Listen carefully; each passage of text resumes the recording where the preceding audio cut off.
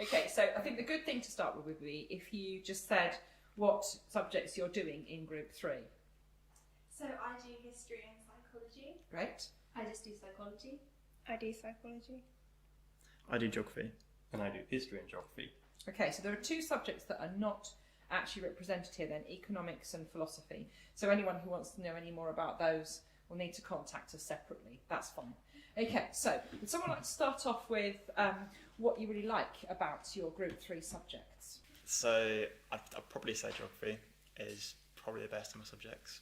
Of all of your subjects? Yeah, that I do. Wow, so Group 3 really hits it for you? Yeah, Fantastic. I like it. And it's probably down to the fact that it's definitely the most relevant one there in terms of the real world.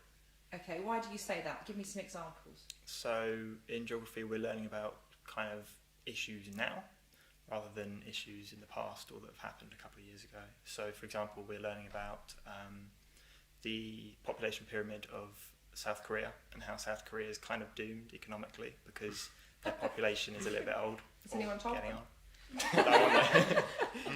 And all the way down to issues like child trafficking and stuff that's going on across the world. So it's really, really, really, really relevant. So it rocks it for you because it's totally relevant to the world in which we live. Definitely. And you mentioned that it's not just stuff in the past. No, not at all. So someone who's doing history, tell me why history is really good. So I really enjoy history, particularly just for kind of the things that we're looking at. So I really enjoy looking at apartheid and kind of seeing how a lot of their kind of campaigns worked and kind of why they didn't, and then looking at them like individually and then actually across kind of the whole time and how that has changed and how kind of certain leaders had influenced against anti-apartheid and why they didn't work and why they did. I just think it's really interesting looking at that. So you disagree then that it's just all in the past? No, I think like the fact that it is in the past, you can really see how like important it is for the current situation. Like particularly, we were looking at kind of how apartheid kind of links to the Black Lives Matter movement that's currently happening now, and just seeing how actually, like even though past lots of times past, there's still kind of these issues that people are still having to kind of face and you know protest about. Fabulous. So even though history's in the past, it's still really relevant to today. Great. Okay, that's really good to know. And I mean, we saw that in, because I do history and geography, so I have seen the link in South Africa, for example, where we first studied apartheid and we learned about the homelands and forced migration, and then went on to study the same thing from a geographical perspective, and you saw how history sort of actually influenced the geography that we study in lessons, and it gave me sort of a lot more confidence and context to sort of the geographical situations we were studying. So really, I think the Group 3 subjects, the humanities, they really tie together super interesting and I really was just going to say they're giving you a really rounded picture of the world in which you live the two together. So that's a good combination to do history and geography. And obviously you love geography and you love history. So now you two both do psychology, I think. Yeah. Well, I know you do as well. But let's hear from these two ladies about psychology. What's good about what makes you tick in psychology? I've actually never studied psychology before, so I kind of wanted to try something new, and I've always been quite interested in psychology because it's one of those subjects where you can never say that something is 100% proven, but you can kind of get the gist that that is kind of proven. But it's quite nice to kind of have a better insight on how like the mind works and how people work generally, and I'm quite a people person myself, so kind of understanding psychology helps you understand people more. I think it helps you be a bit more empathetic as well. Okay. And we've done like so many different studies. We've done stuff from like the Stroop test, which is kind of your speed of processing. You have 2 lists of words. One of them is like written blues written in red, and you have to say that one, which is really difficult. And then we've also done this really cool study, which was transnational, and it was kind of looking at the pace of life in different countries and kind of seeing if that related to if the cultures were individualistic, so taking care of yourself, or more collectivist, which is like taking care of the group. So I found that really interesting. So that means I suspect that actually psychology might make a good combination with geography if we're looking a bit cultural and different countries. Okay, that sounds really interesting. So So what did you enjoy? What do you enjoy about psychology? Yeah, I enjoy looking at the sort of different studies as well. And with psychology, you sort of have three main approaches. So you've got cognitive approach, biological approach, and sociocultural approach. And at the moment, we're doing sociocultural, and it's really interesting to see how different cultures work with their individualistic Quite hard to cultures. say that, isn't it? Yeah, Go and for it. collectivistic cultures. Yeah. And like how like people are different in different areas, and it's been like that for ages. It's really interesting to see how it changes and how people decide to like research it, because there's loads of different methods you can use, and obviously there's one that's best, so you get to like sort of evaluate on which ones you would use if you were doing it as well.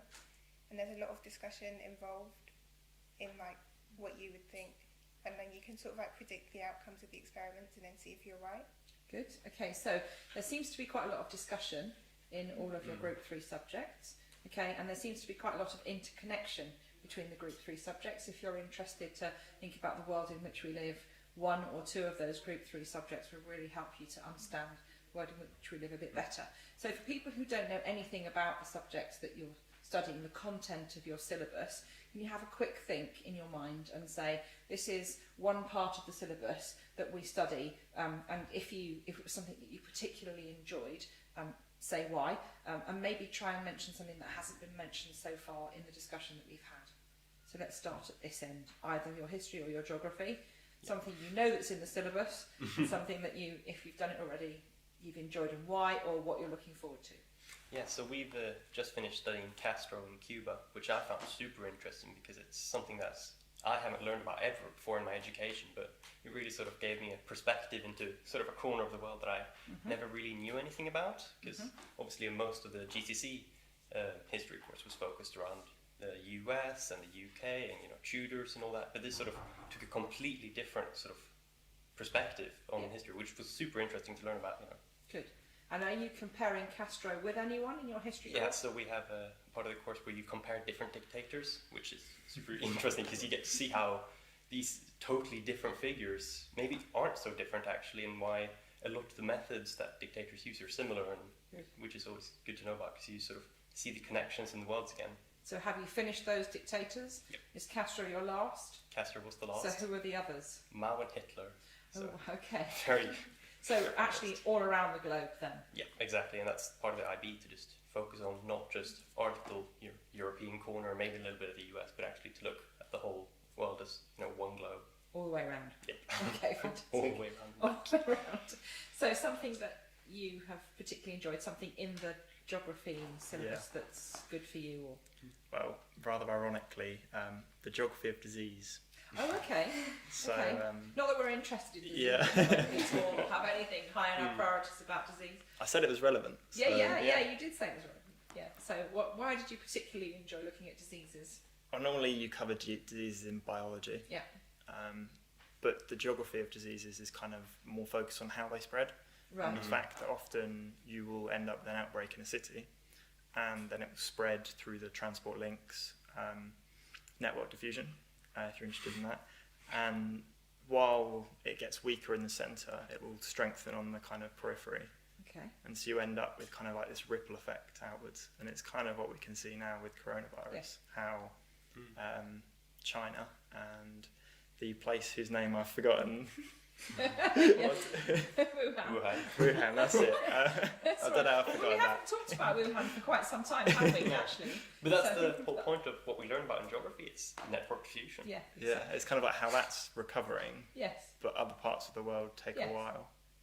And it's kind of that outward. So you're actually having a rather amazing experience, sadly, of actually seeing what you've been learning in geography for real on the news at Yeah. night. Oh yeah. It was weird. It was weird because we studied it before, and then Yes. just by some coincidence, we've got a disease outbreak. No one's blaming you. Okay, fantastic. And psychology?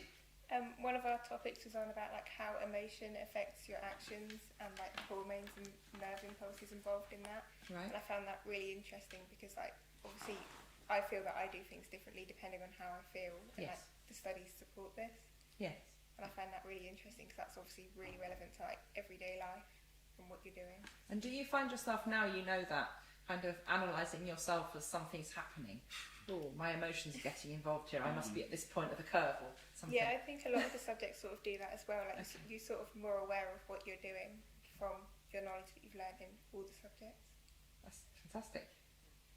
Something that I really like is epigenetics, which is the idea that like trauma can be passed from a mother to her child. And there was a study from like a lot of pregnant women in World War II who were starved, and they found the children of those pregnant women, and they found that a lot of those children were obese later on in life. Wow. And it's the idea that because their mothers suffered the trauma of being starved, their genetics now teach them to eat more food to kind of protect against that trauma, which I think is really interesting, because a lot of the time in psychology you do studies and you're like, yeah, that makes sense, that sounds familiar, and you do those behaviours, but then you get things like this which are just like kind of almost outrageous. Yeah. And you're like, wow, I never even thought of that, and I think it's a really kind of interesting way to look at kind of behaviours and stuff like that, and it just helps us to understand everything a bit more, so it's really interesting. That's really good. Okay. You can choose psychology, history. History. Okay. So one of the other things that we studied is the Cold War, and we look at that from the beginning to like very near the end. And what I found really interesting was, particularly when we got to kind of the Vietnam War and the impact of the Cold War, but I found the My Lai massacre quite interesting, and I decided then to use that as my IA for history. And I think that's what was quite nice about kind of doing something. You can look at something for such a long time and then see what areas of it you really kind of interest you or you want to learn more about, and then you can use that in your IA. So I really enjoyed like looking at that course and not just one particular moment of it, but throughout, and seeing the differences and the changes. So you were interested in a massacre? I She did say a massacre, didn't she? I was interested in kind of what led up to it and the consequences, Yeah. not as much the actual kind of event. No, I was just getting slightly worried because we're interested in massacres and diseases and dictators and all kinds of things. It's starting to worry me slightly. Thank you very much for taking part in this conversation. Obviously, I'll say again for those people who are watching this that if they need to know about economics or philosophy, then they can contact us separately. But I think we've managed to show that the Group 3 subjects are at the heart of the IB. And without Group 3, there would be nothing really, would there? We'd be lost. And the whole idea of making the world a better place through education lives with Group 3.